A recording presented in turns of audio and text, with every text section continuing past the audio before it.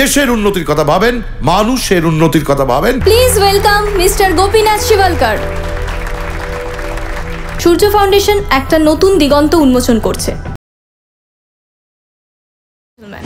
মাননীয় মুখ্যমন্ত্রীর আহ্বানে এই অনুষ্ঠানে উপস্থিত থাকার জন্য আপনাদের সবাইকে আন্তরিক ধন্যবাদ জানাই।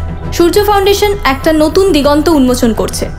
সেই সূর্য ফাউন্ডেশনের ভবিষ্যতের একটা ছবি আপনাদের সামনে উপস্থাপন করছি।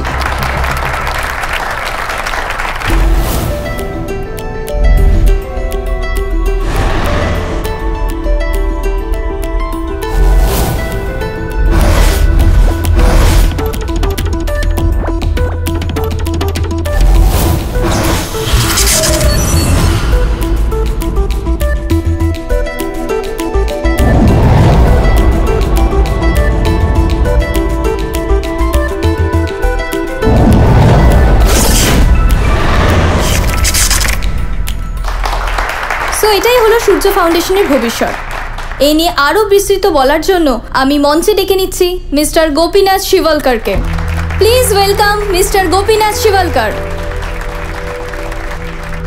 নমস্কার, নমস্কার, নমস্কার, সুস্বাগতম।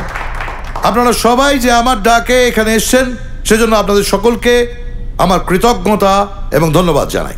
দেশের নেতা মন্ত্রীরা দেশের উন্নতির কথা ভাবেন, মানুষের উন্নতির কথা ভাবেন, কিন্তু বিভিন্ন কারণে বিভিন্ন সময় সেটা হয়ে ওঠে না।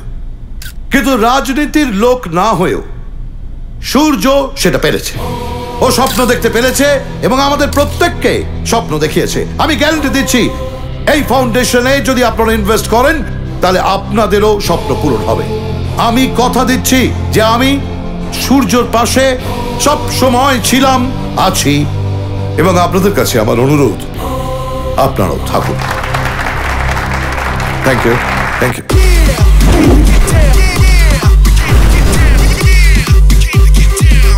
এই যে জগদী, কি বুঝছো? আমি আর কি বলবো দাদা, এতকাল ধরে উন্নয়নের যে স্বপ্ন আপনি আমাদের দেখিয়েছেন আজ সত্যি হতে চলেছে। ব্রিলিয়েন্ট বলছো? আরো হবে। এই সূর্য, এদিকে এসো।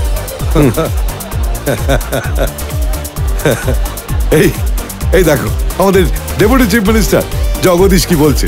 খুব ভালো কাজ করছো, কিপ ইট আপ। থ্যাঙ্কস। সূর্য, চলো তোমার সঙ্গে কয়েকজনের পরিচয় করিয়ে দিই। এসো। Excuse me. শিওর। সূর্য, টাকার জন্য তোমার চিন্তা নেই। আমি আদাব সূর্য বাবু। হ্যাঁ, তুমি আমার মতো নগণ্য মানুষের তো আর গোপী বাবু আপনার লগে পরিচয় করে দেব না।